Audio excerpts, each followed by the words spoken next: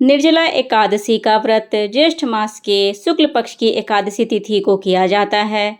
हिंदू धर्म में एकादशी व्रत का मात्र धार्मिक महत्व ही नहीं है, यह व्रत मानसिक एवं शारीरिक स्वास्थ्य के नजरिए से भी बहुत ही महत्वपूर्ण माना गया है।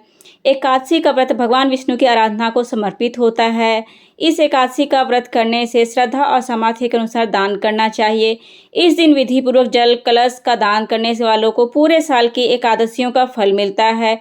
इस प्रकार जो इस पवित्र एकादशी का व्रत करता है वह समस्त पापों से मुक्त हो जाता है।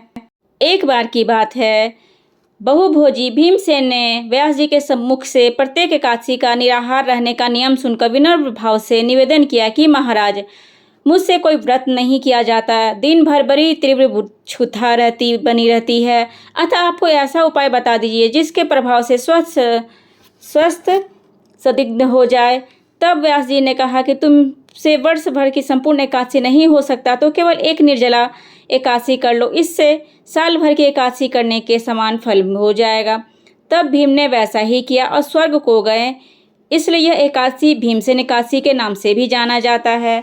निर्जला एकादशी का महत्व, निर्जला यानी कि यह व्रत बिना जल ग्रहण किए और उपवास रखकर किया जाता है, इसलिए यह व्रत कठिन तप और साधना के समान महत्व रखता है।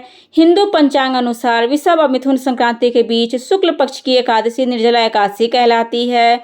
इस व्रत को भीमसेन एकादशी या पांडव एकादशी के नाम से भी जाना जाता है।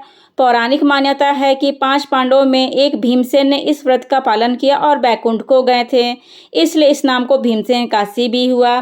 सिर्फ निर्जला एकादशी का व्रत करने से अधिक मास की 2 एकादशियों सहित साल की 25 एकादशी का व्रत फल मिलता है। जहां साल भर की अन्य एकादशी व्रत में आहार संयम का महत्व है, वहीं निर्जला एकादशी के दिन आहार के साथ ही जल का संयम भी जरूरी है। इस व्रत में जल ग्रहण नहीं किया जाता है और यानी कि निर्जल रहकर व्रत का पालन किया जाता है।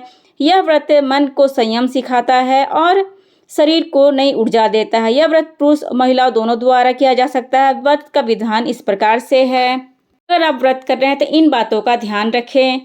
पवित्रीकरण के समय जल आचमन के अलावा अगले दिन सूर्योदय तक पानी नहीं पिएं।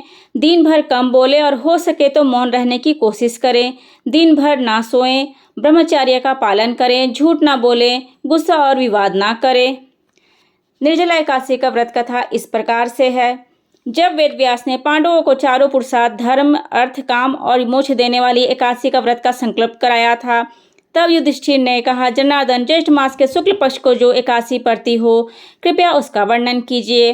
भगवान श्री कृष्ण ने कहा, हे राजन, इसका वर्णन परम धर्मात्मा व्यास जी करेंगे, क्योंकि ये संपूर्ण शास्त्रों के तत्व और वेदांगों के प्रांगत विद्वान हैं। तब वेद व्यास जी कहने लगे, कृष्ण और शुक्ल पक्ष की एकादशी में अन्न खाना वर्जित है। द्वादशी को स्नान करके पवित्र होकर फूलों से भगवान केशव की पूजा करें, फिर पहले ब्राह्मणों को भोजन देकर अंत में स्वयं भोजन करें। यह सुनकर भीमसेन बोले, परम बुद्धिमान पितामह, मेरी उत्तम बात सुनिए। राजा युधिष्ठिर, माता कुंती, द्रौपदी, अर्जुन, नकुल और सहदेव ये एकादशी को तो सब कभी भोजन नहीं करते तथा मुझसे हमेशा यही कहते हैं कि भीमसेन एकादशी को तुम भी ना खाया करो, परंतु मैं उन लोगों से नहीं यही कहता हूँ कि मुझे भूखा नहीं रहा जाएगा। भीमसेन के बात सुनकर व्यास जी ने कहा, यदि तुम नरक को दूषित समझते हो और तुम्हें स्वर्गलोक की प्राप्ति अभीष्ट है तो दोनों पक्षी के एकादशियों के दिन भोजन नहीं करना।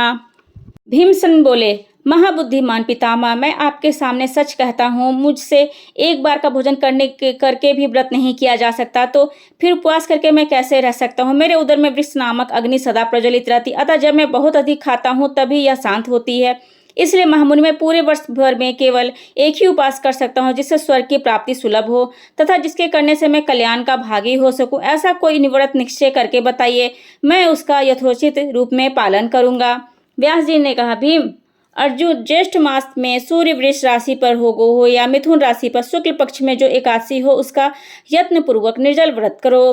केवल कुल्ला या आचमन करने के लिए मुख में जल डाल सकते हैं, उसको छोड़कर किसी भी प्रकार का जल विद्वान पुरुष के मुख में ना डालें, अन्यथा व्रत भंग हो जाता है। एकादशी को सूर्योदय से लेकर दूसरे दिन के सूर्योदय तक मनुष्य का जल का त्याग करे तो यह व्रत पूर्ण होता है। इसके बाद द्वादशी को प्रभात काल में स्नान करके ब्राह्मणों को विधि पूर्वक जल और स्वर्ण दान करें। इस प्रकार सब कार्य पूरा करो। जितेंद्रिय पुरुष ब्राह्मणों को के साथ भोजन करें।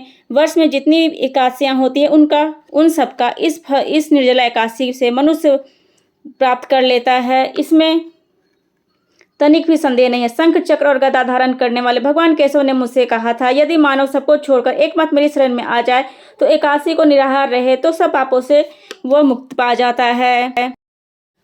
कुंती नंदन, निर्जला एकादशी के दिन श्रद्धालु स्त्री पुरुषों के लिए जो विशेष दान का कर्तव्य विहित है उन्हें सुनो। उस दिन जल में शयन करने वाले भगवान विष्णु का पूजन और जलमय धेनु यानी कि पानी में खरी गाय का दान करना चाहिए। सामान्य गाय या घी से बनी गाय का भी दान किया जा सकता है। इस दिन दक्षिणा और कई तरह की मिठाइयों को से ब्राह्मण को संतुष्ट करना चाहिए। उनके संतुष्ट होने पर श्री हरि मोक्ष प्रदान करते हैं। जिन्होंने श्री हरि की पूजा और रात्रि में जागरण करते हुए इस निर्जला एकादशी का व्रत किया है, उन्होंने अपनी साथ बीती हुई 100 पीढ़ियों और आने वाली 100 पीढ़ियों को भगवान वासुदेव के परम धाम पहुंचा दिया है। निर्जला एकादशी के दिन अन्न, वस्त्र और गौ जल, सैया, सुंदर आसन, कमंडू तथा छाता दान करने चाहिए। जो श्रेष्ठ तथा सुपात्र ब्राह्मण को जूता दान करता है वह सोने के विमान पर बैठकर स्वर्गलोक में प्रतिष्ठित होता है। जो इस एकादशी की महिमा को भक्तिपूर्वक सुनता है अथवा उसका वर्णन करता वह स्वर्गलोक में जाता है। चतुर्दशीय युक्त अमावस्या को सूर्य ग्रहण के समय श्राद्ध करके मनुष्य जिस फल को प्राप्त करता है वही इस कथा को सुनने से भी मिलता है। भीमसेन, ज्येष्ठ मास के शुक्ल पक्ष की जो शुभ एकादशी होती है उसका निर्जल व्रत करना चाहिए। उस दिन श्रेष्ठ ब्राह्मणों को शक्कर के साथ जल के घड़े दान करना चाहिए। ऐसा करने से मनुष्य भगवान विष्णु के समीप पहुंचकर आनंद का अनुभव करता है। इसके बाद द्वादशी को ब्राह्मण भोजन कराने के बाद स्वयं भोजन करे। जो इस प्रकार संपूर्ण रूप से पापनाशिनी एकादशी का व्रत करता है, इस प्रकार वह सब पाप से मुक्त हो आनंदमय पद को प्राप्त होता है। यह सुनकर भीमसेन ने भी इस शुभ एकादशी का व्रत आरंभ कर दिया और इस व्रत का पालन किया और बैकुंठ को गए। आप लोगों को अगर मेरी वीडियो अच्छी लगती है, अगर और भी कोई जानकारी चाहिए तो प्लीज़ कमेंट्स करके बताएं। प्लीज़ मेरे वीडियो को लाइक करें, चैनल को सब्सक्राइब करें और शेयर करना ना भूलें। जय माता की।